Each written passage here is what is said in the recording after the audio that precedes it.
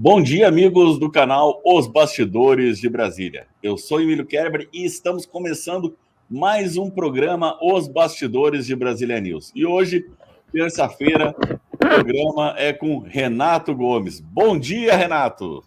Bom dia, meu amigo, tudo bem com você? Bom dia aos amigos aqui do chat, aos amigos que estão nos assistindo. Vamos ver o que tem pela frente. Bom, a gente não combina a pauta, né, Emílio?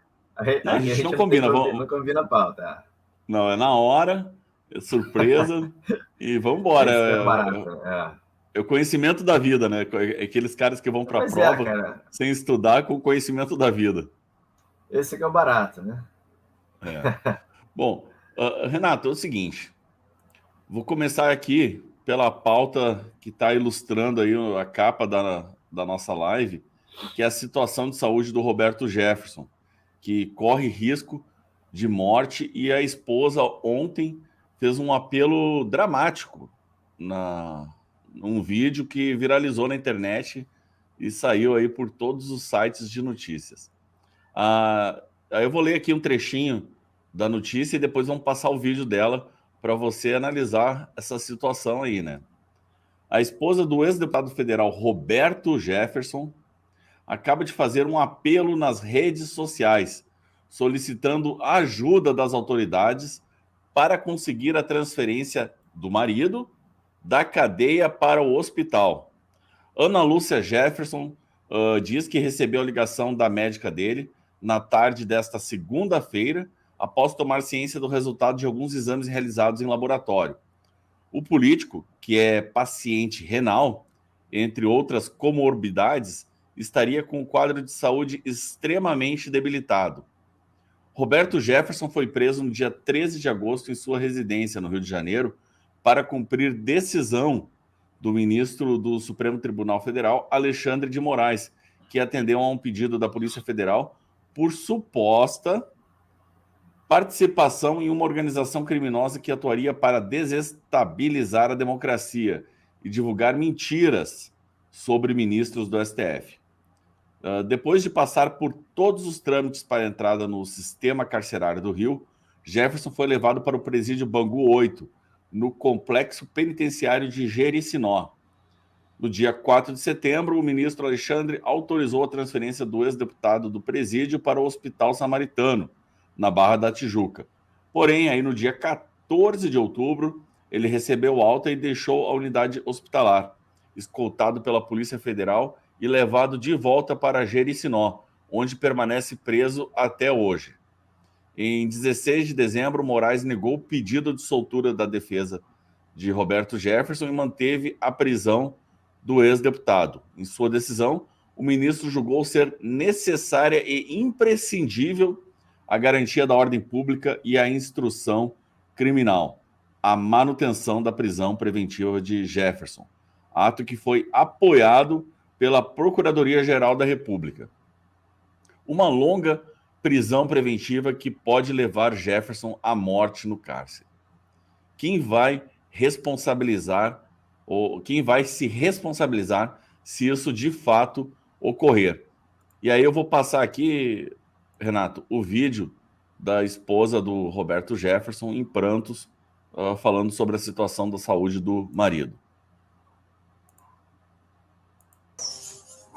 Boa tarde, eu sou Ana Lúcia Jefferson. Eu venho aqui fazer um pedido às autoridades, a quem puder ajudar, presidente Bolsonaro, que o Roberto precisa ser transferido para o hospital. Eu acabei de receber a ligação da médica, que o laboratório ligou para ela, que o dedímero dele está altíssimo e o Roberto tem comorbidades, não tem como ficar naquele presídio.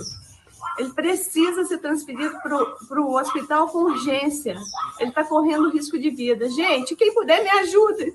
Quem não for autoridade, que ore por ele, por favor. A situação está cada vez mais delicada lá para o lado do Roberto Jefferson. E aí eu gostaria que, Renato, você fizesse uma análise desse contexto todo em relação à saúde do Roberto Jefferson e a manutenção da prisão dele, mesmo num presídio longe de um hospital. Olha, tudo isso está acontecendo primeiramente, vamos pegar uma causa lá de trás, eleição do Bolsonaro. Foi uma eleição que eles não queriam, né? Os inimigos da pátria não queriam, mesmo fazendo de tudo para Bolsonaro não entrar, ele entrou. E aí eles vieram se aproveitando dessas falácias do direito, o tribunal tem a última palavra sempre, né? Essa ladainha que o presidente não pode fazer nada ali contra o judiciário, comete crime de responsabilidade, né? Não pode interferir em nada no legislativo, no judiciário, porque comete crime de responsabilidade. Eles amarraram o presidente com essas interpretações que eu chamo de torpes, interpretações, né, incongruentes, que legitimam a ditadura da toga, legitimam as invasões de competência. O presidente aceitou, né, até porque provavelmente quem o assessora deve ter seguido essa linha, se formou na mesma academia, e no primeiro momento a gente viu o que aconteceu, né? Um governo federal sabotado o tempo inteiro por instituições que não têm absolutamente nada de democrático, instituições totalitárias, né, onde tomadas por pessoas que querem a manutenção, a volta do que era antes, né? Então começa por aí. E aí, né, eles não conseguindo resolver, arrancar o presidente de lá, como eles pensavam que fosse arrancar, né, eles começaram a atacar os apoiadores do presidente com falsas narrativas. Então, tem as falácias do direito, que amarraram o presidente, tem as falsas narrativas, o politicamente correto e impositivo, que arrebenta com as liberdades de expressão. Liberdade de expressão das pessoas apoiadoras do presidente. Aí vieram as perseguições políticas, vieram lá as narrativas, as milícias digitais, gabinete do ódio, né, vieram as censuras, desmonetizações, né, e descambou ali. E eles, agindo dessa forma, começaram a gerar indignação nas pessoas. As pessoas mais conscientes ficaram meio sem saber o que fazer, começaram a cobrar do Bolsonaro. Foi uma forma de jogar as pessoas, os apoiadores, contra o presidente. O presidente não estava agindo como poderia agir se enxergasse o direito de uma outra forma e não houvesse uma estratégia militar por trás, que para mim eu bato nessa tecla, para mim há uma estratégia militar por trás. Então, isso tudo que está acontecendo foi previsível. Porém, as pessoas que estavam sendo, eu diria, as pessoas mais esclarecidas, com mais, teoricamente, que se achavam em condições de bater no sistema, né, com ato, assim, se contrapondo ao sistema, se deram mal. Foi o caso do Alan dos Santos, foi o caso do Roberto Jefferson, mais especificamente. Foi o caso do Daniel. Então, o Daniel pagou o preço. O Daniel agora, eu diria que ele está, entre aspas, amansado pelo sistema. Ele viu que não pôde contar com ninguém, né, nem com a Câmara dos Deputados exercendo as suas prerrogativas de parlamentar, que é a fala, e aconteceu aquela aberração. Ficou preso 7 meses num ato judicial criminoso. O Alan dos Santos é outro também que agiu sem poder se contrapor ao sistema, perseguido e tentar acabar com ele, tendo que fugir do país. E agora o Roberto Jefferson veio num outro momento. Roberto Jefferson, mas ele ofendeu. O Roberto Jefferson cometeu injúria. Injúria é um crime contra a honra. Crime contra a honra, você entra com uma queixa-crime na primeira instância, né, contra o deputado, que ele não tem foro especial, né, e no máximo você vai conseguir uma cesta básica. Ou seja, uma cesta básica para o Roberto Jefferson não seria suficiente para intimidá-lo, para calá-lo. O que eles fizeram? Eles não dominam o direito? Né? Não é isso que se vende? São os formados de direito da direita, defende, não tem o que fazer, o presidente não pode fazer nada, né? E são os especialistas de Araque, que avalizam o sistema e se completo do sistema. Então, esses falam, não, o tribunal tem a última palavra sempre. Os caras, eles fundamentam as decisões como querem.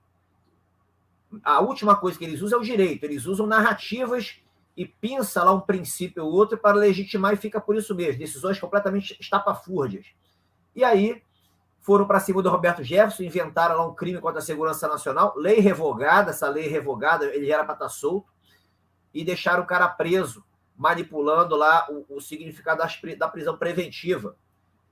Percebe? Então, eles incluíram o cara no inquérito estapafúrdio, um inquérito criminoso, né? E aí a gente está nesse estado de coisas, eu diria, distópico. Né? Agora, qual seria a solução disso? A solução disso, amigo, é só pela força. Os caras podem soltar o Roberto Jefferson? Podem, porque eles estão vendo que eles estão enfiando os pés pelas mãos. Já enfiaram há muito tempo, mas eles mesmos estão em processo de autodestruição. O caso do Alan dos Santos já está tendo lá pressão lá entre eles, lá dentro da cúpula, para acabar com essa palhaçada, porque a Interpol atropelou, né, a ordem do Alexandre de Moraes. Não vai fazer absolutamente nada, não vai prender ninguém. E Roberto Jefferson, o que vai acontecer se realmente Roberto Jefferson for a óbito? Né? O que vai acontecer? Eles vão fazer uma meia-culpa, vão falar, não, ele morreu porque estava doente, mas eles não fizeram nada. É isso que vai acontecer? Eles não vão fazer isso. Isso aí vai estourar. As consequências, eu diria, quem sabe seja um gatilho, né? Será um gatilho que o país precisa para as coisas, eu diria, explodirem efetivamente. Emílio, eu bato nessa tecla. O país como está não fica. É impossível o país ser grande, ser decente, né? Ser um Estado de Direito ali, respeitado, se transformar numa democracia efetiva com esse sistema de justiça nefasto que a gente tem. Impossível. O que eu estou falando aqui é qualquer pessoa mais consciente, que esteja por dentro do que está acontecendo, chega à mesma conclusão. Por mais que os caras, as pessoas não saibam lidar com ativismo judicial, as pessoas sabem que isso aí não se sustenta. Né? É uma aberração em cima de aberração, o país está de cabeça para baixo. Eu tenho batido nessa tecla, a bandeira do Brasil, ordem e progresso. Existe progresso sem ordem? Existe país de primeiro mundo, é um país com progresso, sem ordem? Isso não existe. A ordem pressupõe o progresso. Né? E o que está acontecendo no Brasil é a busca de um progresso em cima de um caos, de uma desordem crônica.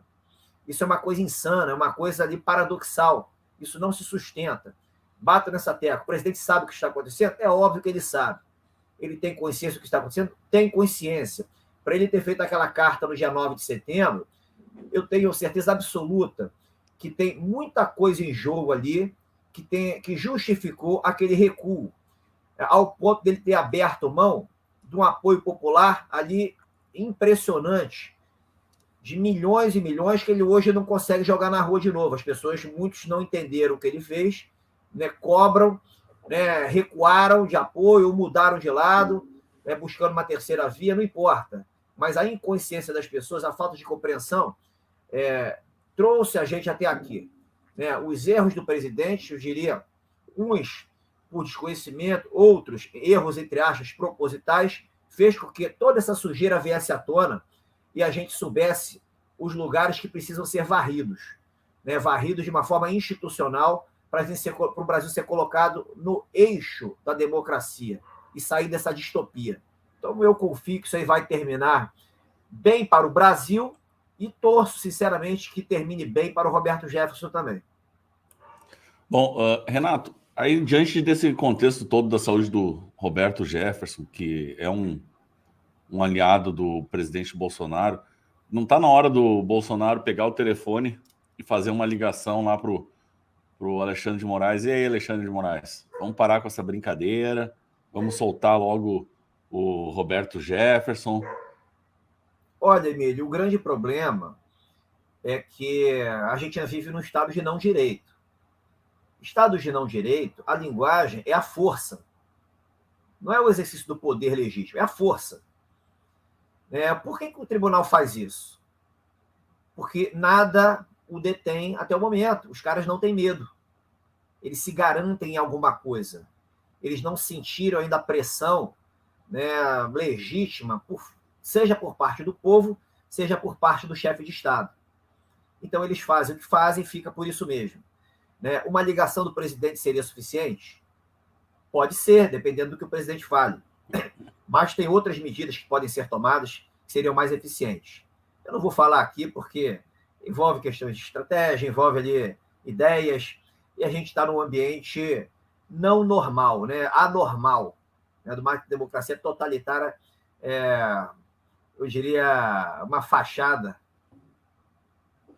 O Rodrigo Ávila fez um comentário interessante aqui, ó. Infelizmente, a gente nota este desânimo das pessoas. Estão perdendo a esperança. precisam de alguma atitude concreta para recuperarem a credibilidade, né, no presidente. Isso eu vejo como equívoco. O presidente é o causador do desânimo das pessoas, da descrença, da falta de confiança? É o presidente que é o causador? Ou é a própria pessoa não entender por que ela está passando por tudo isso? As lições que ela precisa tirar dentro do contexto, né, e fazer diferente, lutar pelas suas liberdades. O presidente é o causador disso, do sofrimento das pessoas? Não. O presidente tem responsabilidade, sim, pelas decisões que toma. E o fato, sinceramente, dele apanhar todo dia, 24 horas por dia, significa que há falhas. Se não houvesse falhas, ele não estaria apanhando 24 horas por dia, todos os dias. Isso aí é intuitivo.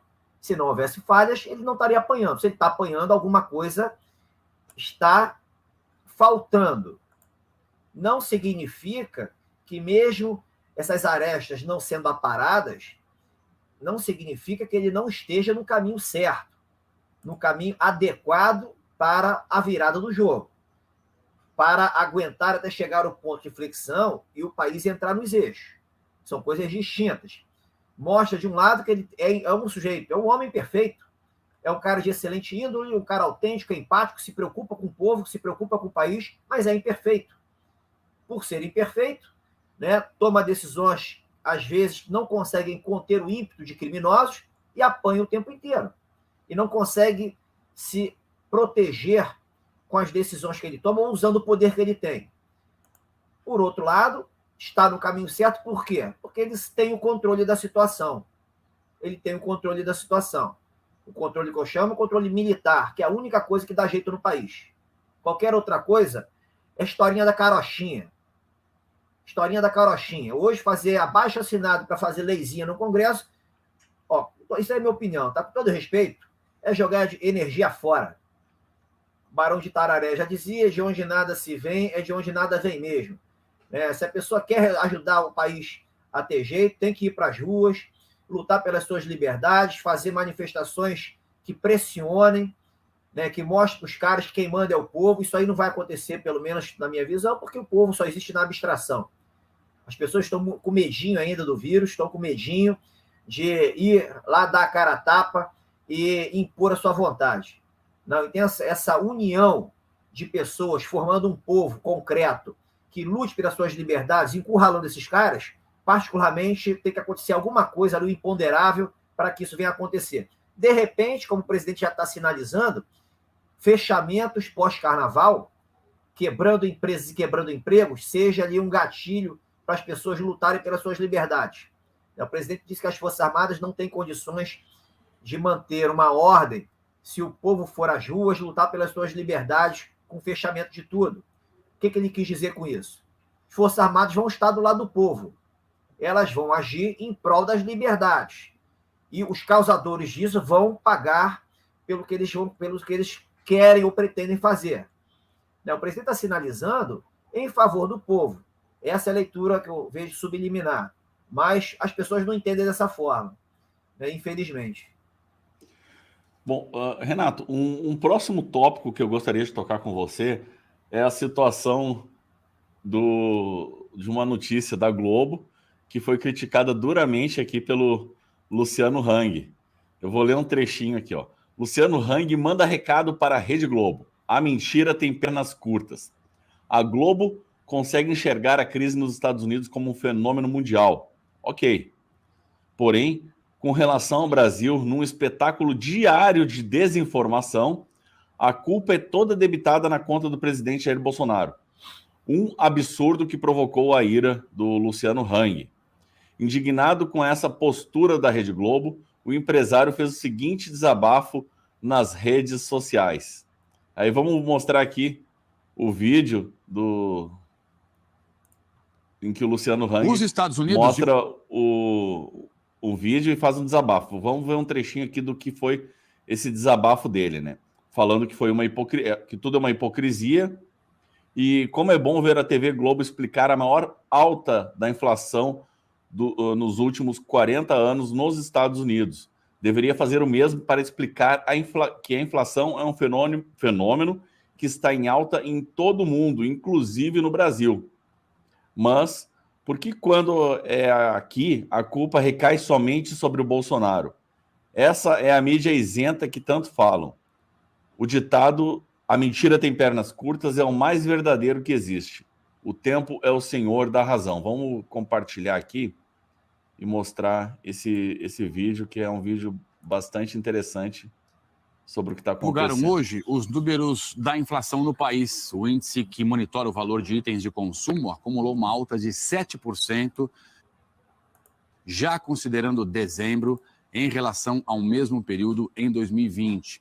Em 2021, a inflação foi a maior em 40 anos nos Estados Unidos. Vamos ao vivo com a nossa correspondente, a Candice Carvalho, que está em Nova York. Candice, bem-vinda, boa tarde para você aí também. E o consumidor, o povo americano, também sente no bolso, né, os efeitos dessa inflação e dessa alta de preços. Conta para a gente, por favor. Oi, Trali, prazer estar aqui com você, boa tarde a todos. Sente no bolso e sente muito, né, Trali? Por 3 meses seguidos, a inflação ficou acima de 6% aqui nos Estados Unidos. E que produtos que estão aí nessa conta? A gente está falando de alimento, roupa, transporte, produtos da área da saúde.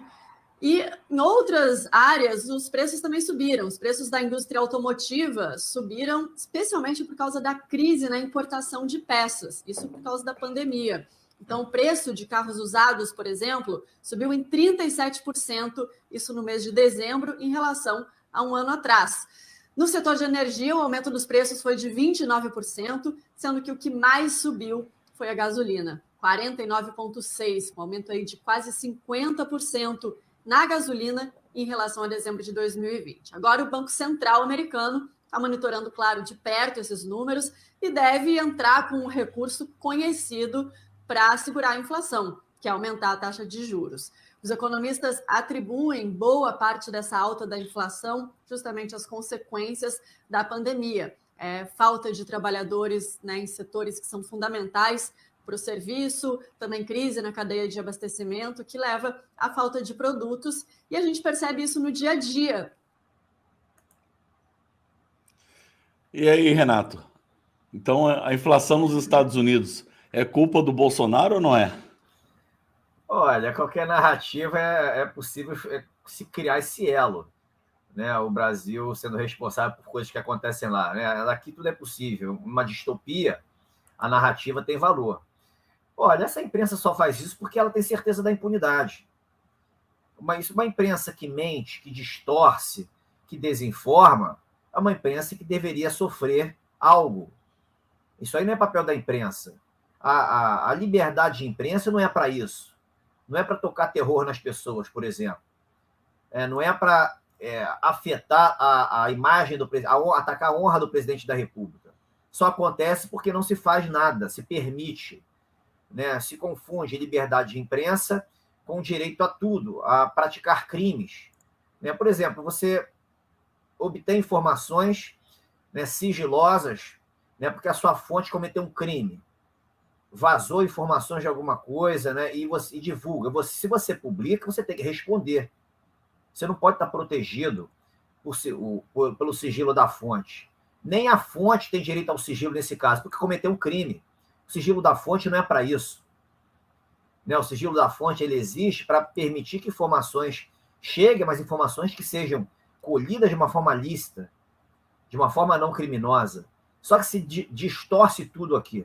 As fontes praticam crimes para alimentar uma imprensa que é criminosa e é um vale-tudo, e as boas fontes que permitem, levam informações boas, que trazem a verdade, essas não, essas são perseguidas, junto com os jornalistas também que falam o que esses caras não gostam de escutar.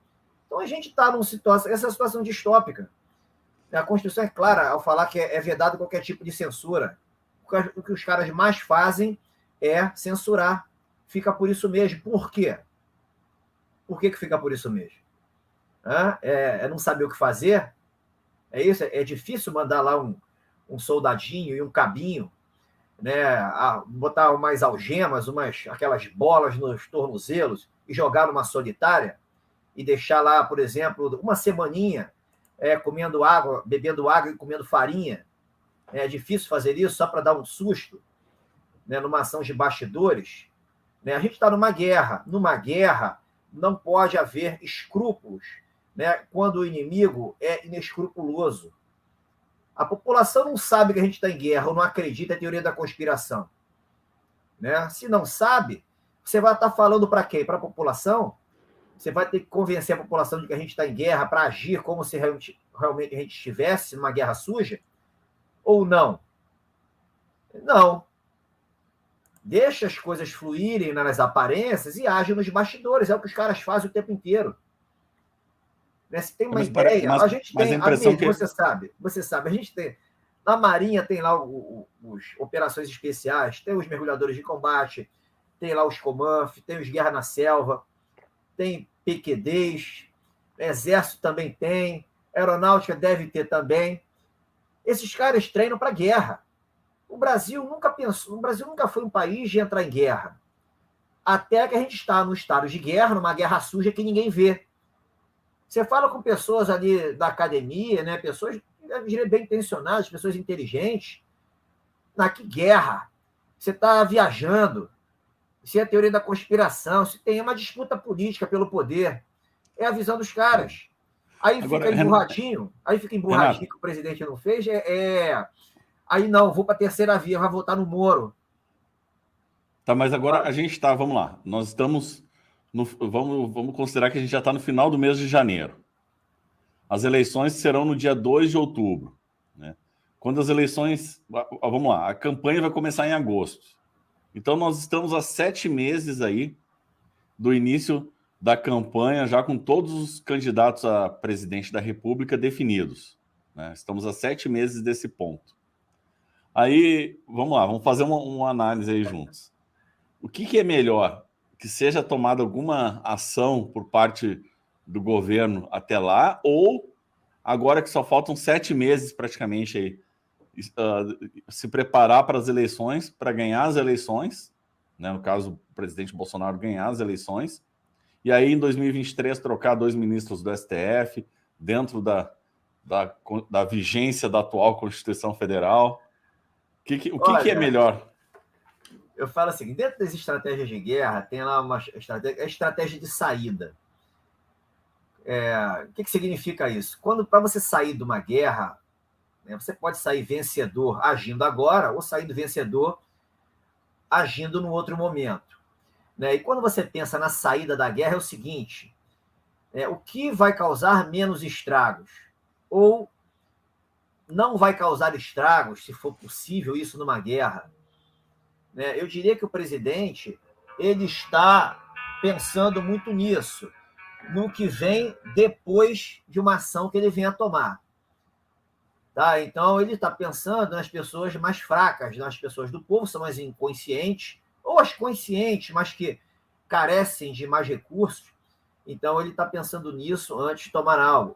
E, além disso, obviamente, aí eu entro também com a questão da geopolítica, está aguardando algum sinal militar lá de fora. Eu não vejo como ser diferente se a gente parar para pensar analisar que o que está sendo atacado no mundo são os regimes democráticos efetivos. Austrália, Israel, Alemanha, Áustria, Bélgica, Holanda, França, Inglaterra, Estados Unidos, Canadá, são as referências democráticas. Esses países que são distópicos hoje. E cadê as Forças Armadas desses países? Não existem? Então, tem algo estranho, eu diria, nesse contexto.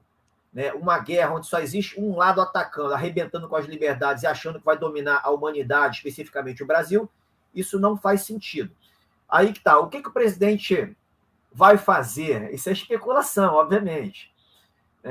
Será que o presidente vai esperar para agir só se houver falcatruas confirmadas lá no sistema eleitoral que transformem lá o ex-presidiário em comandante em chefe das Forças Armadas? Precisa chegar a esse ponto para haver uma reação, para depois bater em cima dele como uma reação golpista? né, dizendo que ele não aceitou o resultado, eu diria que isso aí não vai acontecer. Né? Chegar a esse extremo, isso não vai acontecer. Né? Por outro lado, né, o presidente tem se mostrado tranquilo, né, em relação à lisura do sistema eleitoral, porque as Forças Armadas vão participar, né, do código-fonte até lá a segurança efetiva do processo eleitoral.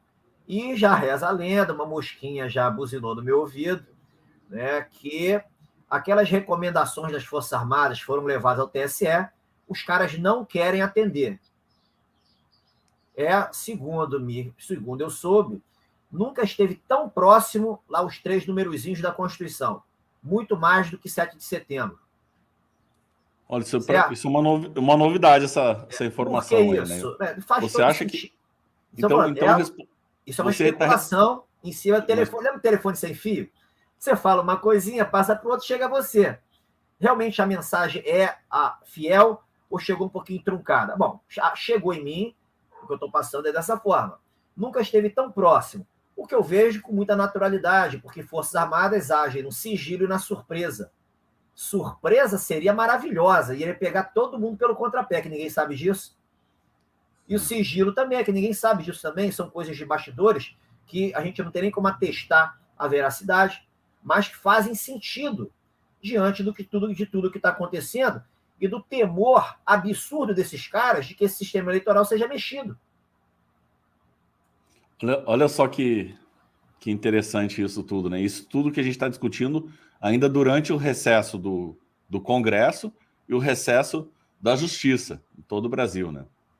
E vamos ver o que pode acontecer se outra coisa, Emílio. Sua informação estiver correta. Quanto mais estiver se aproximando as eleições, melhor. Melhor. Isso aí terá que ter um fim. Eu terminei meu livro 5, né? E o título, né? O ano que não terminou. Mas o título, o ano que não terminou. O subtítulo fica na surpresa, mas é mais ou menos isso. O ano não terminou.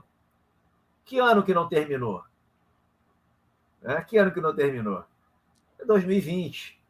2020 ainda não terminou. A gente está vivenciando 2021. 2020 começou e não acabou. 2021 foi continuação, foi um acirramento. Eu diria que as falcatruas ficaram mais à tona, porque não tinha mais desculpas de sabotagem da economia, mas agora eles vieram lá com um santo remedinho, né, para livrar todo mundo. E o doutor agora, o Luc Montagnier, né, pelo menos já falou, que os não imunizados serão a salvação da humanidade, para você ver como estão as coisas, né? E no início da pandemia, para ver, né, daquela série Bolsonaro Tem Razão, que a Carla Zambelli tem publicado lá nas mídias sociais dela, o Bolsonaro falou que a pandemia não teria fim. E só agora a OMS e outros médicos e instituições de saúde do mundo inteiro estão reconhecendo que a pandemia não vai ter fim. Não vai ser combatida Mas isso é proposital. Acabada. O que dá as cartas aqui dentro? Não é o OMS que dá as cartas indiretamente? O OMS levanta a bola e o tribunal compra a ideia, né, emite uma decisão estapafúrdia, alimentando governadores e prefeitos que exploram suas guardas municipais e polícias militares, e Polícia Federal também. É aquela banda podre. Políticos também que jogam no mesmo barco. Esse é o modus operandi, isso é no mundo. Só que aqui no Brasil a gente tem um presidente que acaba sendo uma pedra no sapato. Ele é um cara que não cai, ele não vai cair. Acaba sendo uma pedra no sapato, ele tem um limite de tolerância dele. Eu diria que o limite de tolerância do presidente, que talvez tire ele do centro, mexer com a função dele de chefe supremo das Forças Armadas. Eu diria que aí ele mexe com os brios dele, talvez seja a única coisa que tire ele do centro. Percebe? A questão do controle emocional dele. Uma canetada da toga dizendo que ele, como chefe supremo, não pode fazer isso ou aquilo. Eu diria que isso aí é mexer com os brios do presidente, ele não aguentaria segurar o tranco como tem aguentado. Qualquer outra coisa, ele leva na boa. Na boa, eu diria o seguinte, ele segura a angústia, segura a irritação, né, e vai levando até o momento da ação. mas mexeu com os brilhos dele como chefe supremo das Forças Armadas. Eu acredito que ali seja o calcanhar de Aquiles para ele perder esse sangue frio extremo que ele tem demonstrado para lidar com essa podridão toda. O Celso Gomes está falando, por que não se cria o Tribunal Superior Militar já? Nós já temos o STM, que é o Superior Tribunal Militar. Ele não é Supremo, é o Superior Tribunal Militar. Mas, Emílio, hoje o STM só age para julgar militares, né, que cometem crimes e em estado de guerra. O STM será útil caso haja aqui no Brasil, por exemplo, uma decretação de estado de sítio, reconhecendo que o país está em guerra. Qual a probabilidade disso acontecer atualmente? Né, com o que a gente está vendo, com as aparências? Eu diria que é baixa, muito baixa. Até porque você vai decretar estado de sítio falando que a gente está numa guerra híbrida, numa guerra de quinta geração, as pessoas vão... Que é isso? O presidente quer dar o golpe. Né? Mas as pessoas não entendem. Quando se fala em estado de guerra, na Constituição, se pressupõe invasões estrangeiras, se pressupõe algo que ameaça efetivamente a soberania.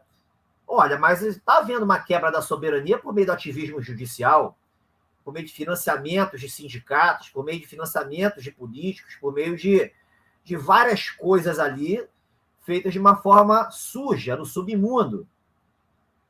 Né? Então, você decretar o estado de sítio, isso aí ser aprovado no Congresso Nacional, precisa de uma ação de bastidores.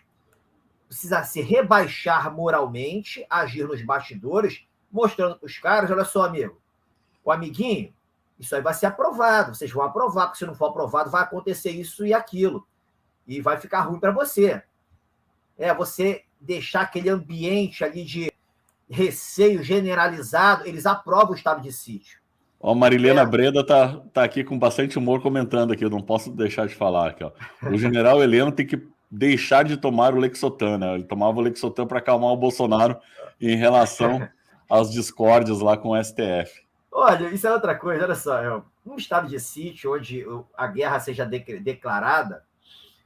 Na veia, né? O Lexotan na veia, 2 vezes ao dia. Pois é, o Código Penal Militar entra em cena.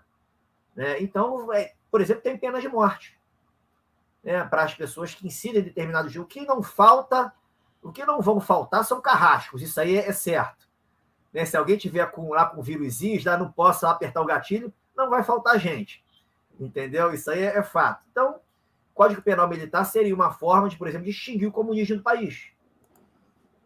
Né? No estado de guerra, como a gente vivencia hoje.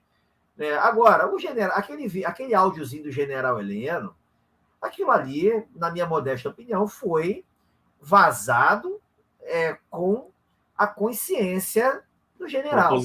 Propositalmente. Tá? Para mostrar que tem gente viva do outro lado, que sabe o que está acontecendo, que o país está de cabeça para baixo. Está sendo tolerado isso aí por alguma razão que a gente aqui de fora não sabe, mas especula. Então, aquilo ali não foi a inocência do general Heleno de ter falado lá para um grupo de pessoas ali, né, e ele ter certeza de que não seria vazio. Isso aí não cola, né? Todo respeito, não cola. Aquilo ali, para mim, foi uma sinalização mostrando que tem gente viva do outro lado, mais aceso do que nunca, sabendo de tudo que está acontecendo, de tudo que a gente imagina e que a gente não imagina. Bom, Renato, nós estamos transmitindo essa live aqui por vários canais aqui no YouTube. O Cafezinho com Pimenta, Tribuna Diária, o próprio canal do Renato R. Gomes, que é do mestre Renato, que está aqui conosco, Bastidores de Brasília, os bastidores, deixa eu ver, outro canal aqui, é o canal de Brasília também, que está do nosso amigo Alfredo, e os canais do Bastidores de Brasília no Facebook e também no Twitter. Agora, deixa eu comentar aqui com você uma notícia piada. Você já ouviu falar em notícia piada? Olha, todo dia tem. Bom, eu tenho uma notícia piada que é a seguinte, ó. Após afundar a Venezuela, Maduro promete erradicar a extrema pobreza até 2025. Vou ler um trechinho aqui porque parece que é inacreditável esse tipo de cara de pau do Maduro. Quem ele quer enganar, né? Mas vamos lá. Deixa eu ver se eu consigo resolver aqui, que está dando uma travadinha aqui no meu computador. Bom, Seria hilário se não fosse absolutamente trágico. O ditador da Venezuela, Nicolás Maduro, que destruiu a economia de um país que já esteve entre os mais ricos da América Latina e hoje é mais pobre que o Haiti, prometeu neste sábado, agora no sábado dia 15, erradicar até 2025, ou seja, em 3 anos, a extrema pobreza no país. Situação que, de acordo com pesquisa sobre condições de vida da Universidade Católica Andrés Bello, corresponde a 76% da população, 76,6% da população da Venezuela que vive em extrema, eu disse, extrema pobreza. Vamos ver a continuidade aqui da matéria. Só um pouquinho. Maduro garantiu ao parlamento que, em 2021, a extrema pobreza no país, medida com esta metodologia das Nações Unidas, era de 4,1%. Olha só a mentira. 4,1% da população. E aí ele fala: propusemos para 2025 extrema pobreza zero. Vai ser difícil, mas tem que ser a meta, declarou o Maduro, sem ao menos nos enrubescer. O mandatário disse também que houve uma melhora substancial nos indicadores de pobreza geral, de 18% para 17% em 2021, em meio à recuperação econômica milagrosa que a Venezuela está enfrentando. Bom, aí ele começa a falar aqui só índices mentirosos, e eu vou direto para a conclusão aqui. O estudo mostrou que em 2019 e 2020 a taxa de extrema pobreza era de 67%, enquanto em 2018 era de 75% da sociedade, né? Esses números aí são todos questionáveis, mas o número de fora da Venezuela é o número que interessa, que é a extrema pobreza lá está sendo apontada como atingindo 76,6% da população. E antes de eu passar a palavra para o Renato, eu conheço o Eduardo Bittar, que é um dos líderes aí dos movimentos de oposição ao regime Maduro, um venezuelano que até foi entrevistado aqui pelo nosso canal. E só para as pessoas terem uma ideia, a Venezuela tinha uma população de 28 milhões de habitantes. Hoje a população é de 21 milhões. São 7 milhões de venezuelanos, ou seja, 1/4 da população que saiu do país. Esse 1/4 da população, são pessoas que mandam dinheiro para suas famílias que estão lá dentro da Venezuela. 200, 250 dólares, porque o salário mínimo na Venezuela é de 4 dólares, ou seja, chegou a situação que não vale nem a pena você sair de casa para trabalhar lá na Venezuela, porque você vai estar perdendo mais dinheiro do que se você ficar parado lá, sem trabalhar e ter uma pessoa fora da sua família fora da Venezuela, mandando dinheiro para você. Esse é um detalhe. E aí, só para o pessoal que está aqui nos acompanhando, a Venezuela já perdeu 7 milhões de habitantes que foram para o exterior, né? O Brasil tem, oficialmente, 4 milhões de brasileiros que vivem pelo mundo. Ou seja, a Venezuela, que é um país que tinha 28 milhões de habitantes, hoje tem 21 milhões de habitantes e tem 7 milhões de pessoas fora. O Brasil tem uma população 10 vezes maior do que a da Venezuela e tem a metade dessa população, esse número da Venezuela, de pessoas vivendo fora do Brasil. Olha só que distorção. E aí, Renato, o que você analisa sobre essa situação da Venezuela? Olha, a Venezuela chegou num patamar que não tem volta. Né? Não tem volta sem uma ação efetiva vindo de fora, né? Livrando as pessoas daquele regime de escravidão indigno. Realmente aquilo ali é uma coisa deplorável, repugnante. E você vê esse tipo de pesquisa, esse tipo de relato aí que fizeram. Eu não sei quem fez, foi lá de dentro ou foi aqui de fora, mas eu diria que é bem canalha, né? É bem canalha o cara fazer esse tipo de reportagem. Olha, o que a gente... o número, esse 76% de extrema pobreza é um estudo de fora. Não, tudo bem, isso aí está sendo bem generoso, né? Quem falou que só isso? Pode ser muito mais, as informações também não chegam. Eu diria que quem faz esse tipo de estudo não deve ter nem coragem para ir para a Venezuela e transitar lá por dentro, né, tentando apurar realmente o que acontece. Né? Até porque, eu falei com o Eduardo Bittar, que é um venezuelano, que eu queria ir lá para Venezuela, para Caracas, para fazer uma reportagem e fazer uma live para mostrar a realidade do país, mostrar as lojas fechadas, o comércio fechado e tudo. Ele falou, não vá, porque se você for, primeira coisa é que vão roubar teu celular. O povo lá está desesperado, estão matando cachorro para comer. Então, povo que está matando cachorro para comer, se vê alguém andando com um celular na mão, você é alvo, né? Primeiro você, depois o cachorro, né? Agora, o que eu quero falar é o seguinte, Emílio. Venezuela já está assim. É uma referência? É uma referência do que não fazer. De onde a gente jamais pode chegar. Imagine se essa agenda 2030 for implementada como eles querem.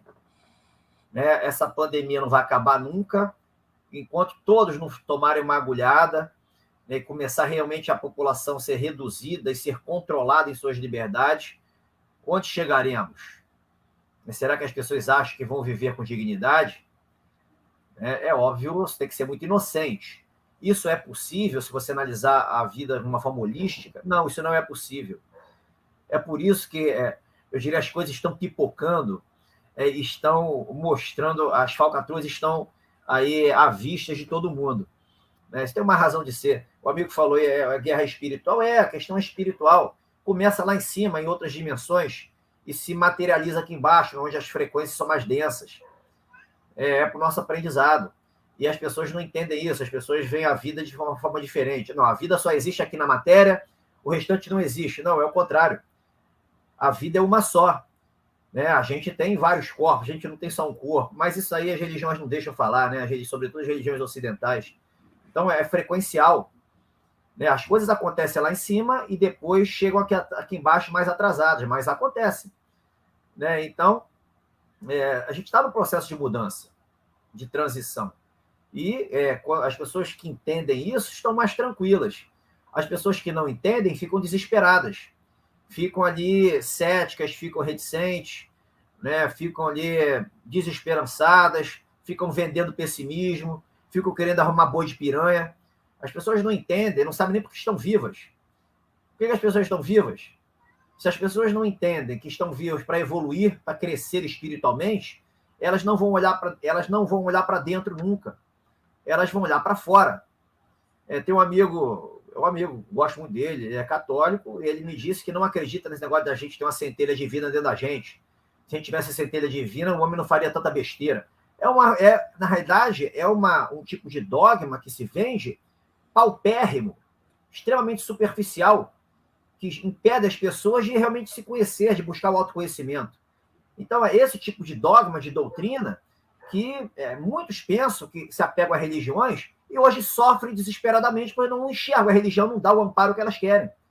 Elas têm o amparo numa fé cega, numa fé não raciocinada, num Deus do porrete que está lá sentado nas nuvens, né, que está esperando para pegar o cara pelos cabelos, né, para castigar. Isso não é Deus. Não é assim que funciona a vida, percebe? Então juntando tudo, a gente vê hoje, consegue entender por que muitos estão descrentes, muitos estão ali pessimistas, né? Uns se apegam lá na Bíblia, se apegam lá nas suas escrituras, como e ficam ali exatamente agarrados, como se estivesse ali no meio do oceano, numa balsa, sem saber para onde ir. É uma forma que as pessoas buscam o consolo, o bem-estar. Então, assim, é uma guerra espiritual, começa lá em cima. Né? Mas a gente está sentindo aqui na pele a nossa responsabilidade por isso, por pôr um fim nisso. Né? E quando a população conseguir uma massa crítica consciente, as coisas viram. Essa massa crítica existe? Né? Tenho minhas dúvidas se chegou nela ainda, tanto é que a gente está nessa transição. Alguém fez uma pergunta aqui interessante, porque eu também já vi isso aí viralizando aí em grupos aí nas mídias sociais, WhatsApp, que seria exigido para as pessoas votarem o passaporte vacinal. Aí vamos esclarecer para as pessoas que não tem nada disso, né? Isso aí não existe, isso aí é um puro fake news, né? Se cogitou, né? Tem um, salvo engano, foi um deputado de um partido esquerdista desse, cogitou apresentar um projeto de lei dessa espécie, tá? Mas isso aí, esquece isso, não gaste sua energia se preocupando com essas porcarias, não. Você não vai passar jamais. E se passar, aí é questão... Aí a gente vai confiar em quem está comandando a nação, não vai confiar. Porque se passar isso, o único prejudicado será o presidente. Ô Renato, vamos fazer um outro exercício aí de imaginação. Imagine que você nascesse na realeza, que você nascesse um príncipe. É o Buda. E aí, lá pelos seus 30 e poucos anos de idade, você casa com uma atriz americana, esquerdista, e ela faz você abdicar da realeza. Você abdica de todos os seus títulos, de toda a sua vida, e aí você vai viver como um plebeu, ou seja, vai viver como a gente, fora da realeza. Mas aí, você quer voltar lá para o seu país para passar um período, e aí você quer ter o direito à segurança. O que você acha do que está acontecendo com o príncipe Harry, que agora que vai passar um período lá na Inglaterra, ele está pedindo para a Inglaterra, para os ingleses, segurança particular? Olha, assim, se você toma uma decisão, você tem que arcar com as consequências, né? Agora, você tomar esse tipo de decisão influenciada, né, por todo respeito às esposas ou aos maridos, mas por capricho, uma decisão de capricho. Por que ele teve que abrir mão lá da condição dele, lá na família real? Né? A opção foi escolha. Então, arque com as consequências. Eu não sei como é que funciona essa questão lá efetivamente, né? Se você abre mão de alguma coisa, como é que fica isso? Não, ele abriu mão, ele perde tudo, né? Ele perde... Não, então arque com as consequências. Eles recebem um dinheiro todo mês para as atividades da realeza, né? Eles trabalham para a realeza britânica, promovendo o Reino Unido, promovendo o Reino Unido dentro e fora do país. E aí ele abriu mão de tudo, ou seja, ele pediu demissão, e agora ele entrou na justiça britânica pedindo segurança particular para poder andar lá na Inglaterra, porque ele diz que ele não tem segurança para os filhos e etc. Né? Olha, fanfarrão, né? É um fanfarrão. Eu fico imaginando, é aquele menino que tem 18 anos, tem tudo do pai, da mãe, casa, comida, roupa lavada, aí briga com o pai porque arrumou uma namorada, aí fala, vou sair de casa. E aí, uma semana depois, ele viu que o plano dele não deu certo, que ele não tem mais como se sustentar, né? Ele já viu que não dá para viver só de amor, e aí ele pede para o pai para voltar para casa e volta com o rabinho entre as pernas. Imagina. Esse é o Reino Unido está se esfacelando, né? Nunca passou dificuldade na vida, né? Aí ele quis dar uma de herói, né? Vou abdicar da realeza. Aí agora está entrando na justiça para pedir proteção para os filhos, segurança privada para os filhos. Vamos ver. Segurança privada não, segurança pública.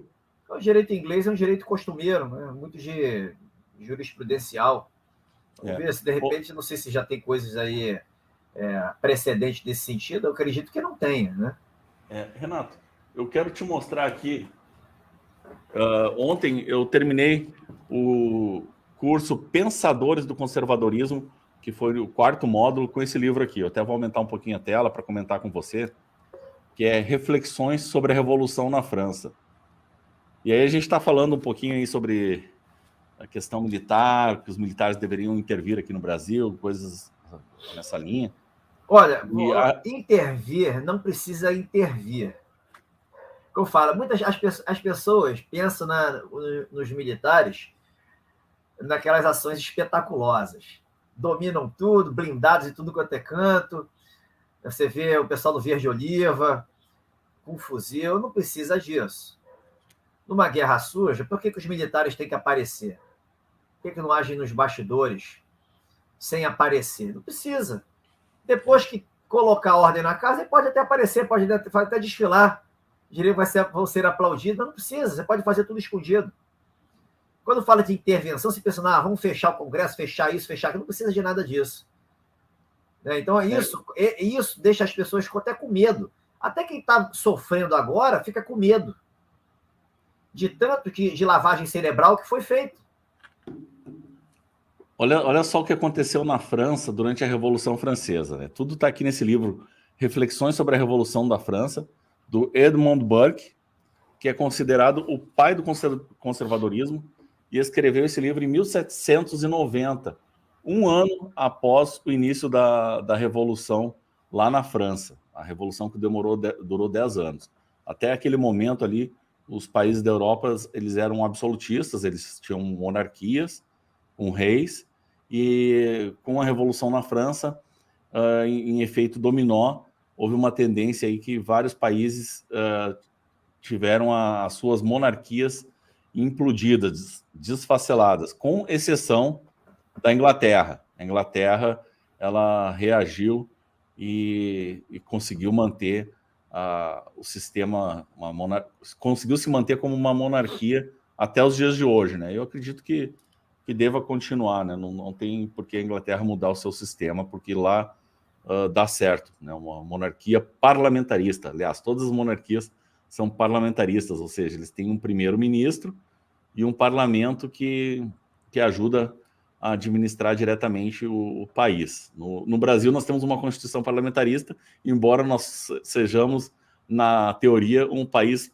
presidencialista. Por isso que nós falamos aqui em presidencialismo de coalizão, né? Porque você precisa estar junto com o parlamento, tendo o apoio total do parlamento para poder colocar o presidencialismo em prática. Mas o que eu gostaria de falar aqui sobre esse livro lá do Clube do Livro, até estou vendo aqui a Fernanda de São Caetano, que está inscrita lá, são dois aspectos. Primeiro, na Revolução Francesa, que foi uma revolução socialista, né, eles destruíram a religião e eles destruíram com o fato do Estado ter ficado voltado a virar um estado de barbárie, a sociedade voltou à barbárie, eles destruíram também o sistema militar.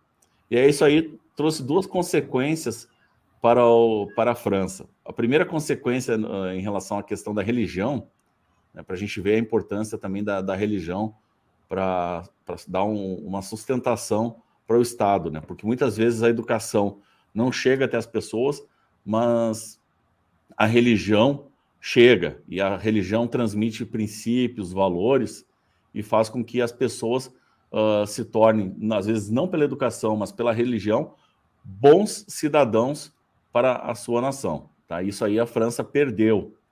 E aí a França perdeu sua identidade religiosa, e hoje ela sofre muito com o Islã lá. Então, muito se fala que o Islã está dominando a França. A gente vê algumas igrejas sendo depredadas ainda, eventualmente, lá na França, e o Islã está dominando. Mas por que o Islã está entrando com força lá na França, que é um país que não tinha nada a ver com os muçulmanos?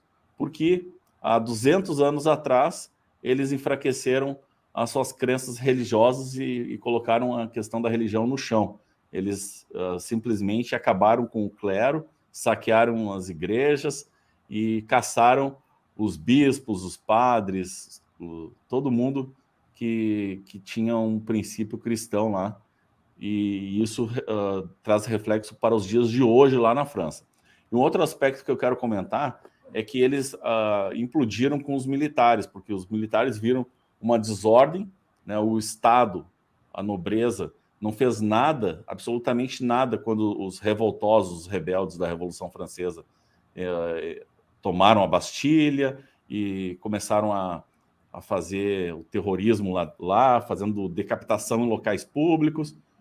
A nobreza não fez nada, até o rei depois, alguns anos depois da Revolução, ele foi decapitado, Luís XVI, e os militares assistiram isso tudo de braços cruzados, não se envolveram em nada, mas isso tudo foi um péssimo exemplo para os militares que perderam uma identidade de patriotismo e também dois pilares básicos aí do militarismo, a disciplina e a hierarquia. E tanto que vários militares em vários regimentos, como eles falam no livro, começaram a se insurgir contra alguns oficiais. Então, eu não gosto daquele comandante ou de alguns oficiais. Eles iam lá e matavam aqueles oficiais, isso dentro de alguns regimentos. Então, ficou uma bagunça. E em 1830, alguns anos depois, a França ela inaugurou algo inédito em termos de exércitos, que foi inédito no mundo contemporâneo. Isso é coisa bem antiga, que também já tem antecedentes na história, que foi a Legião Estrangeira. Você colocar estrangeiros dentro das suas forças armadas. Então, hoje a Legião Estrangeira tem cidadãos de 140 países que vão para lá, e eles seriam, entre aspas, uns mercenários, porque eles não têm identidade de patriotismo. Eles vão para servir, mas na verdade eles são trabalhadores, militares trabalhadores contratados. Eles não estão lá para servir a pátria, né? No Brasil fala-se muito em servir a pátria. Então você como militar, é doutrinado para servir a sua nação. Então tem um pilar de patriotismo, uma questão de patriotismo muito grande. Aí onde eu quero chegar? Renato, você lembra que durante a Segunda Guerra Mundial, quando a Alemanha entrou na França, os franceses protagonizaram um dos maiores fiascos em termos da Segunda Guerra Mundial, porque eles sequer esboçaram alguma reação, e os alemães em poucos dias já estavam hasteando a bandeira alemã lá em Paris. Você lembra disso? Lembro. E aí, de repente, foi um reflexo do passado, né? Foi um reflexo do passado. Eles perderam a identidade. Eles não têm... Lembro não, eu li a respeito, que eu não era nascido. Eles não têm a doutrina de se defenderem, né? Nem internamente, nem externamente. Então foi um fiasco. Dois fiascos aí que a França protagonizou, né? Primeiro foi a questão da Revolução Francesa, que destruiu todas as bases do país, que é algo que aí o Edmund Burke ele critica muito, né? E uma coisa interessante é que com a Revolução Francesa vieram juízes, os magistrados, eles começaram a ser colocados para serem magistrados pelo próprio governo revoltoso ali, o governo da Revolução. E esses magistrados deviam obediência ao governo e não ao Estado, porque eles chegaram lá por obra do governo que colocou eles lá. Aí qualquer coincidência aí com o STF, qualquer semelhança com o nosso STF, que também é colocado por governantes, é mera coincidência. Emílio, a gente sofre aqui uma revolução também, uma revolução progressista. É uma revolução invisível. Não é uma revolução daquela que houve lá em 1789, mas é uma revolução, eu diria, muito mais perigosa do que aquela, porque é em âmbito mundial atualmente. Né? Hoje, atualmente, você, com base em doutrinas, né, que você controla as mentes das pessoas, você convence, ou melhor, as pessoas, por ignorância, se autoconvencem pelas aparências, pelos 5 sentidos. Então, elas mesmas se colocam em situação de fragilidade, em situação de refém. Né? O método é diferente, mas as intenções pode-se falar que são similares. Então, está sendo, teoricamente, fácil controlar milhões, bilhões de pessoas, que as pessoas ainda estão com medinho de um vírus que foi criado, né, e para engenharia social, engenharia do consentimento. Você mexe na forma de enxergar das pessoas, na forma de pensar das pessoas, porque as pessoas têm medo de morrer. Engraçado que elas não têm medo de ser escravas, porque elas estão se colocando em situações de escravas, mas têm medo de morrer, têm medo de ficar doente. Para você ver como é estranha o ser humano que não pensa, né, ele é paradoxal de uma forma inconsciente. E outra coisa, as religiões, eu diria que as religiões elas tiveram um papel importante, mas, a minha modesta opinião, as religiões atualmente elas aprisionam cognitivamente as pessoas. Elas limitam as pessoas. Elas impedem que as pessoas compreendam a vida de uma forma mais condizente com o cenário atual. No século XXI, é inconcebível ainda determinados dogmas e rituais que se vendem como se fosse salvação da lavoura. Como se você fosse para o céu e outro fosse para o inferno, e você vai para o céu e você acha o direito de julgar o vizinho, sair criticando, fazendo exatamente o que o Jesus condenava, né? Você não pode criticar o outro, olha primeiro a trave que está dentro da sua vista, né? Ao invés de ficar olhando o cisco nos olhos dos outros, né? Então, as religiões, hoje eu diria, elas cumpriram um papel bacana, mas isso tem que ser reformulado. Como está hoje, meu amigo?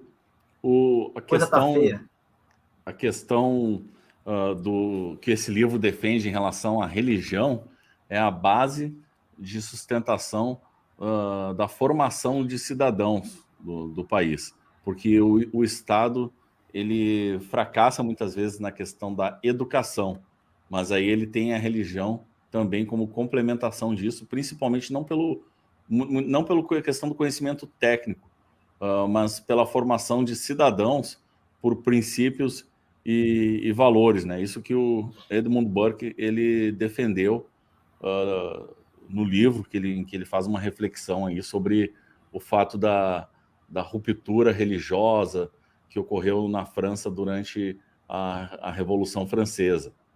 A questão, religião é você se religar com Deus, você ligar a Deus, né? Como é que as pessoas buscam fazer isso? No dia a dia, as pessoas vão lá na igreja, né? Vão lá na sua missa, vão lá no seu culto, mas você se religa com Deus por meio de rituais, escutando uma palavra de alguém, é assim que se religa com Deus? Não, eu estou levantando a bola aqui para as pessoas pensarem, refletirem. Sim, mas vamos discutir um pouquinho mais sobre essa questão da religião, que vale a pena, a gente até discute pouco, né? Eu sei que o Renato, para quem não sabe, aí é uma pessoa extremamente espiritualizada, no sentido de ser bastante reflexivo sobre esse tipo de questão. E aí, Rose Corrêa, que a gente está discutindo história aqui, e o Renato está rebatendo também o óbvio. Né? Mas a questão da religião que eu falo aqui, e que eu interpretei no livro aqui do Edmund Burke, é para a massa da população. Né?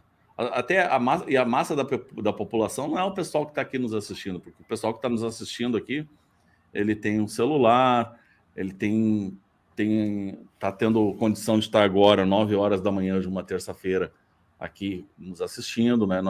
Não é o pessoal que teve que pegar o ônibus agora às 9 horas para ir trabalhar, às 6 horas da manhã para trabalhar e tal. Então, a massa da população, ela não sabe escrever, ela não tem acesso a questões básicas aí de educação, né? Muitas vezes não conseguiu terminar nenhum ensino fundamental, na maioria dos casos, né? Que é a grande massa da população, que não terminou o ensino fundamental, ou quando terminou, foi naquele sistema aí do Paulo Freire de aprovação continuada, sem automática, né? E aí, e também nós vivemos hoje, Renato, numa sociedade em que as famílias estão, muitas vezes, aí dilaceradas. E aí que eu falo a importância da religião para essas pessoas aí que não têm acesso à educação de berço, não tem uma família bem estruturada, mas que precisam da religião como uma salvação na Terra também. Olha, eu vejo o seguinte, isso aí é muito mais um trabalho social do que espiritual. Né? São instituições grandes, que têm recursos, você faz um trabalho de acolhimento de pessoas que precisam de uma palavra, de um auxílio naquele momento. Isso é um trabalho feito com os presidiários, né, que tem lá determinadas religiões, determinadas instituições, prestam serviço, realmente tiram pessoas das drogas, tiram do alcoolismo, né, você consegue tirar pessoas do crime, mas é um trabalho muito mais social do que espiritual. Né? Enquanto as religiões, de modo geral, eu diria algumas, né, que a grande maioria, acredito que não ainda, né, que não, mas trabalhando com a ideia de culpa, pecado, eu diria que a gente está no mau caminho. Sim, eu também. Ou seja, religião que incute o medo, isso aí para mim tem alguma coisa ali errada. Religião não pode ter. Deus não pune, Deus não castiga. Né? Isso é uma forma equivocada. Os portugueses e os espanhóis também, na colonização do Brasil e aqui da América do Sul, nos países que foram colonizados ali pela Espanha, eles usaram os jesuítas como forma de catequizar no sentido de doutrinar, dar conhecimento para os indígenas, para o povo daqueles países, e isso é uma técnica antiga, né? Então, a religião ela tem esse aspecto aí também de formação do povo ao longo da história, né? Isso aí que eu falo no ponto de vista aí do conservadorismo, que é a importância da religião, né? Para conseguir transmitir valores, princípios para os cidadãos, principalmente aqueles que não têm acesso à educação. Esse aí é a minha defesa em relação à religião, né? A religião foi criada pelo ser humano. As religiões foram criadas pelo ser humano. Os grandes líderes, os grandes mestres, não criaram religião nenhuma. Jesus não criou o cristianismo, Buda não criou o budismo. Isso foram coisas criadas pelo homem. As escrituras foram criadas pelos homens. Então, assim, os ensinamentos estão aí. O problema é que as religiões foram utilizadas para conquista do poder, manutenção do poder. Tiveram a sua finalidade deturpada. Os ensinamentos são seculares. Então, assim, é um assunto delicado, porque mexe com a suscetibilidade das pessoas. Mas, assim, vai chegar um momento que o óbvio, eu diria, será escancarado. E muitas pessoas irão se frustrar com as religiões às quais são apegadas e hoje, infelizmente, as colocam de reféns. Porque os dogmas, os rituais que condicionam o que você pode ou não pode fazer, eu diria que já era para terem sido rompidos há muito tempo. Não faz sentido nenhum nisso. Alguém vigiando você, se você vai fazer isso ou aquilo, senão Deus vai te mandar para o inferno, senão aí você consegue no paraíso se você ficar certinho. Não é assim que funciona. Isso é muito infantil ainda. É a dependência de algo porque você ainda está perdido no mundo. E também a Revolução Francesa, que muito bem lembrado pela Fernanda, ela causou uma ruptura entre o Estado e as igrejas, porque até então as igrejas estavam muito próximas do poder, né? E elas influenciavam também nas decisões dos reis, conforme a Fernanda está falando aqui, né? E, bom, Renato, a gente já falou sobre vários assuntos aqui. Acho que a gente conseguiu tratar sobre alguns dos principais assuntos do dia. E o último comentário que eu gostaria de fazer é o seguinte: a Câmara dos Deputados voltará a trabalhar somente após o Carnaval. E a justificativa do presidente da Câmara dos Deputados, Arthur Lira, é que as passagens aéreas estão altíssimas. Emílio, a pergunta que as pessoas devem fazer para si próprias e para ficar tranquilas: faz alguma diferença para o país? Faz alguma diferença para o país? Eu tenho a resposta para mim. A gente vive numa distopia, onde esses caras são causadores também. Faz alguma diferença onde eles estarão? Eles são solução para alguma coisa? Tanto faz, tanto fez. Barão de Tararé, onde nada se espera, de onde nada vem mesmo. É isso aí. Renato, suas considerações finais aí para a gente encerrar mais um grande programa aqui com a sua presença. Oi, Emílio, o Lacerda falando aqui, ó: os alemães humilharam os franceses marchando e passando embaixo do Arco do Triunfo. Pois é. Momento da história, né? A gente está agora em outro momento. Agora os inimigos estão querendo humilhar aqui as pessoas de bem. Estão querendo passar por cima, mas eles não vão conseguir. Eles estão definhando. São atos de desespero. Infelizmente, as pessoas ainda ficam muito impressionadas, né? Porque são atos de desespero que vão causando terror, sim, infelizmente, no nosso contexto. Mas isso é provisório. Isso tem prazo de validade. A gente tem que se apegar sempre ao que o Bolsonaro fala. O Bolsonaro é o cara que está na frente. E tem que se prestar atenção no que ele fala. Na entrevista para a Gazeta do Povo, ele falou que o ponto de inflexão ainda não chegou. Se ainda não chegou, significa que chegará. Senão ele falaria que nós não teremos um ponto de inflexão porque está tudo resolvido.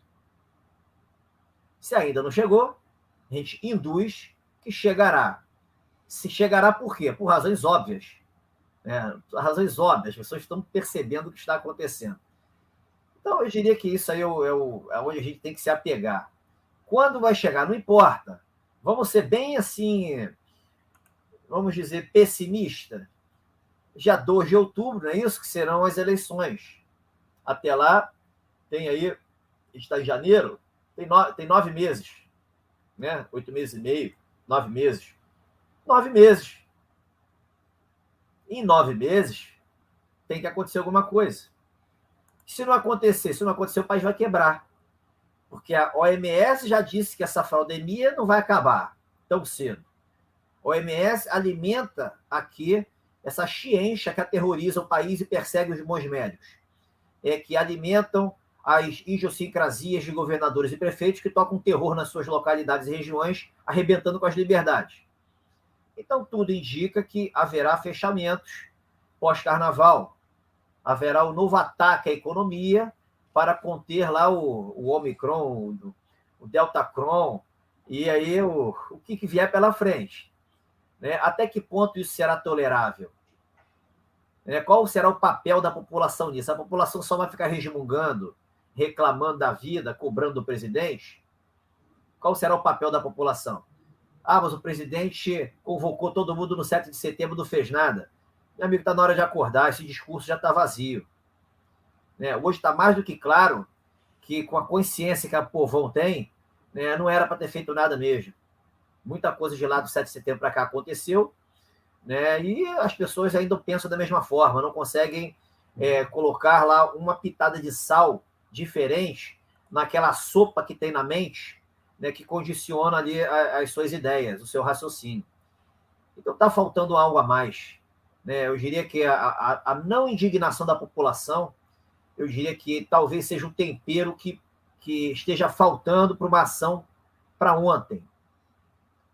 Então o presidente está tolerando, ele sabe que tem muita coisa errada, é óbvio que sabe. E pontualmente ele tem intervindo.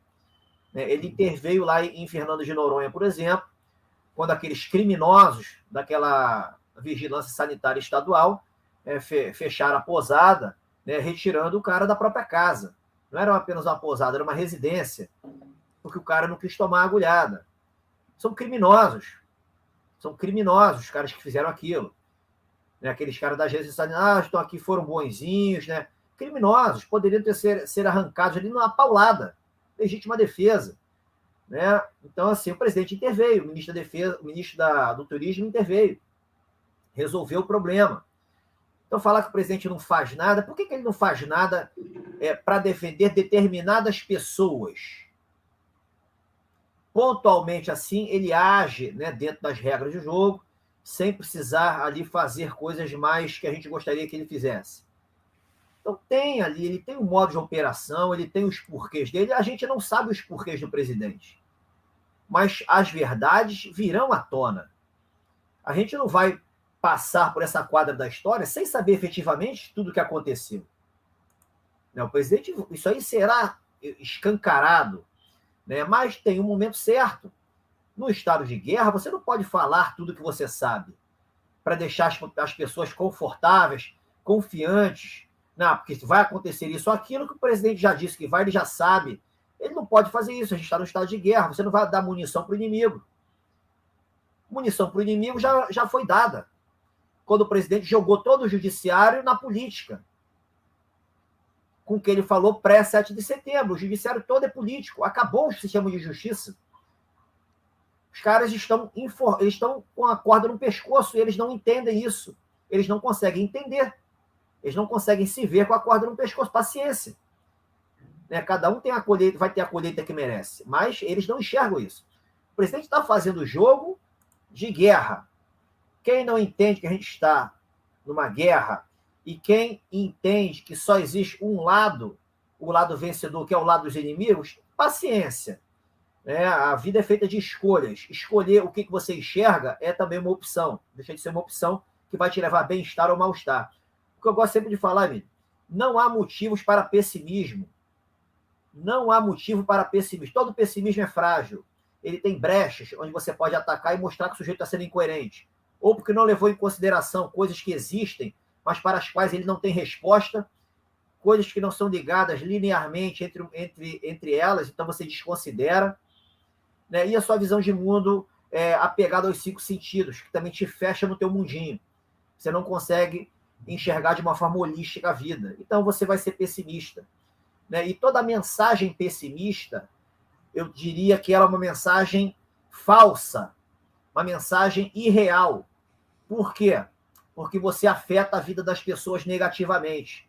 Você faz mal às pessoas que carecem de uma mensagem positiva, né, de bem, e elas recebem uma mensagem de desânimo.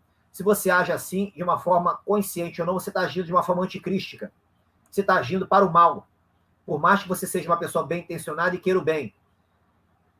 É uma coisa sutil que eu estou falando, mas as pessoas não percebem.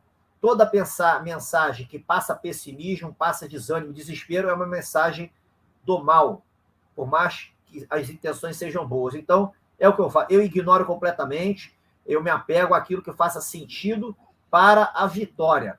Agora, quando virar essa vitória? Não importa. Não importa, não se apegue a datas. Pode acontecer de não acontecer nada, né? E o Bolsonaro ganhar as eleições, mesmo assim, empurrar isso mais para frente, para as coisas irem se desmontando de uma forma mais lenta, mas se desmontando e os caras serem punidos, pode acontecer? Pode. Não tem nada de impossível, a gente não sabe o que vai acontecer, como as coisas vão acontecer. Né? Mas, para mim, acontece diferente, acontece militarmente, acontece mais rápido. Mas pode acontecer de uma forma mais homeopática? Pode. Qual é o termômetro? O povo é o termômetro. A consciência da população é o termômetro. Percebe? Pode acontecer do ex-presidente, o sem dedo lá, você ganhar? Não, não vai acontecer isso. Que para acontecer isso, ou vão haver falcatruas, vai haver falcatruas. Isso não vai acontecer.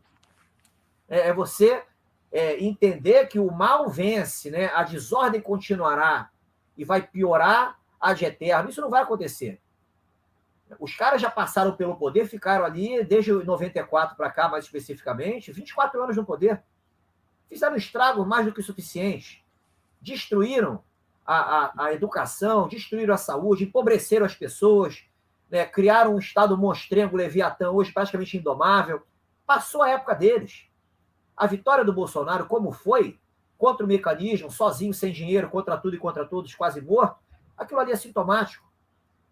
Eu diria que a mensagem mais clara do que nunca de que o controle do mundo não é dos pilantras. Os pilantras são mortais. É algo que está na carne humana, que está encarnado, mas são mortais, estão de passagem. Percebe? Então, não há razão para pessimismo. O otimismo, ele vence, mas um otimismo racional. O otimismo onde a mensagem que seja otimista seja justificável, com argumentos que eu digo coerentes, né? Onde você pode segurar, tatear de alguma forma, em livros, né, em experiências de quem já passou por isso, né, em palavras ali das escrituras, não importa. Né? Hoje não há razão para pessimismo. A gente está apenas passando por um período de turbulência, onde a gente está sendo afetado por termos que controlar as nossas irritações e angústias. Só isso. A gente conseguindo lidar com a gente mesmo, tudo fica mais simples. É isso aí. Essas são as análises e os comentários do Renato Gomes, que está sempre conosco aqui nas terças-feiras. Renato, muito obrigado aqui pela sua participação, muito obrigado aqui pela audiência e pela participação bastante expressiva hoje aqui nos comentários. E nos vemos amanhã aqui no canal Os Bastidores de Brasília, às 8 horas. Até mais, pessoal. Tchau, tchau.